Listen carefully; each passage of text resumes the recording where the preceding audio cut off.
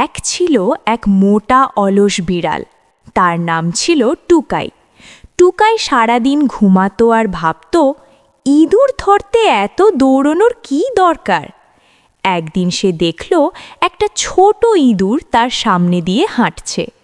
টুকাই মনে মনে বলল, আজ না হয় একটু কষ্ট করি। সে ধীরে ধীরে ইঁদুরের পেছনে গেল, কিন্তু ইঁদুরটা খুব চালাক ছিল। ইঁদুর বলল, ওহে টুকাই ভাই, দৌড়নোর আগে একটু দুধ খেয়ে নাও, শক্তি পাবে। দুধের নাম শুনে টুকাইয়ের চোখ চকচক করে উঠল। সে দুধ খেতে গেল, আর সেই সুযোগে ইঁদুর গর্তে ঢুকে গেল। দুধ শেষ করে টুকাই দেখল ইঁদুর নেই। সে মাথা চুলকে বলল, আরে, আমাকে তো বোকা বানিয়ে দিল।